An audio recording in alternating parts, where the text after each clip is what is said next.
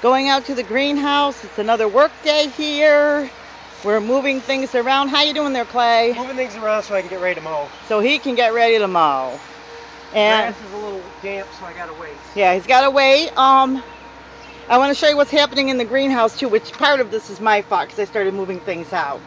The greenhouse is kind of done with some of the projects, so I am going to be growing African violets on the bottom shelf in the greenhouse. Greenhouses can get very hot. The top shelf would probably be too much. I've been doing some research, so we'll see if I'm right on this. And it looks like the bottom shelf in the greenhouse is a great place to do this. I've been growing some in here. We're using the tray system because they have to be watered from the bottom up.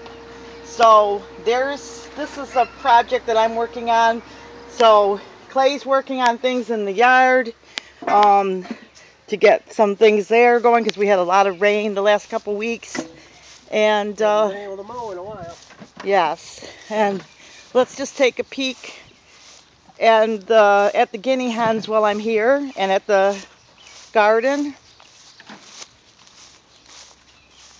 Okay, you can see the garden's growing good. The bucket system. We have more videos on the bucket system. This is just a quick overall of what's going on. We have some more surprises coming, which I'm going to have Clay with me for those videos, but I just wanted to give you a quick overview of what's happening here on a Saturday morning.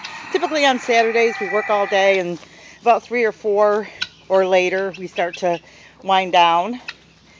And so we have here the guinea hen and the quail are just all kind of hanging out, and of course Storm is guarding the chickens out here, and he's happy. He loves that shaded area.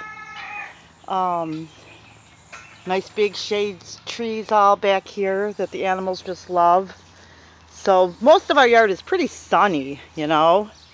So he's got his work cut out because when we're working, we're moving things around always. So, but Clay was in the house moving the incubators around because we're probably not going to do any more incubating, correct? Not this season. And I remember, if you saw the video I did of the pantry, we're moving pantry stuff around. And how are these trees doing here, dear? They're doing good, but I haven't seen any fruit, so it's still young. They're still young trees. Yeah. You have to give them a couple of years before they get, you know, any branches established and whatnot. It's the plum trees, and every year you kind of do a little bit more on your farm and make it better and change. You can't expect the first year, the second year to. Right. We're going to change things up to make it fit for your farm, and that's pretty much the name of the game. We have killing cones here, if you haven't seen these, and a rabbit ringer for when we did the rabbits and chickens. And Clay built a chicken plucker, which sometime we'll bring that out and show you how he did that. So, and the strawberries are coming in great. The hosta. And he's working hard. And I guess I better go in and get my stuff done, huh, honey? Well, unless you need me to help you out here. Once you get your stuff done, then I can start doing the stuff I got to do inside. Yeah, because he's helping moving shelves and stuff. Right now I'm just I gotta let the sun get to these and dry them out. They got soaked. But that's okay. I'll put them over where I'm not going to mow right away. Yeah. So. Still a lot of stuff to do. A lot to do. Well, hey, well. I'm going to mow the front and then take a break and then pick up the back and mow that. Okay. Sounds like a plan. If I get the mowing done today, then we can always let the sun dry it up. It's supposed to be nice and sunny the rest of the day, and hopefully tomorrow I can rake it all up and give it to the chickens and use it for mulch. I want to try to fertilize the tomatoes today. Oh, let's go look at the corn quick too. Well, I got you here, if you don't mind. I also put that down. I probably need to move that. Unless you want. Yeah, we're gonna have to plant those. Yeah. I'll get that all raked up and cleaned up. So he's got his corn growing good. which Clay will have a lot of videos probably on the corn coming up too. Oh, it's grown a lot just since we planted it. I'll have to look back at some of the newer or the older videos and see just how much they've grown. Well, people were concerned about watering them and All right, pollination. now you can see how the stalks have got a little purple at the bottom? Yes. They need nitrogen. Oh, that's what they need? Yes, when they start to get a little purple at the bottom, they need the nitrogen. What's the nitrogen do? Corn has to have nitrogen to grow.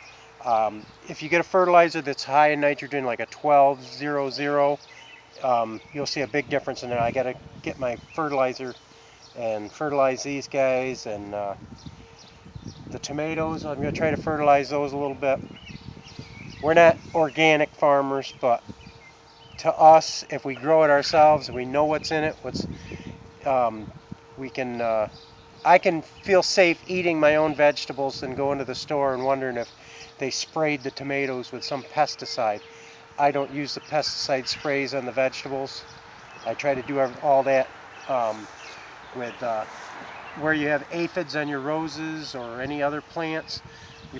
You let the ladybugs eat the aphids. Things like that. But right now the corn's showing little signs of purple at the bottom of the stalk, which means they're lacking some nitrogen. So I'll go ahead and fertilize these, and then in the next couple of weeks we'll see how big they got. Okay. Okay? So this is Ruthie and Clay from the Popple Backyard Farm. Stay tuned. We have a few more videos we're going to be making today and showing you some of the updates. And as the corn grows and starts getting tassels and ears, we'll get more in depth on the care and taking care of the corn. But for right now, as you can see, they're kind of purple on the bottom of the stalks, meaning they're having a lack of nitrogen. We need nitrogen. Okay? Popple's Backyard Farm saying goodbye and God bless, and follow us and thumbs up.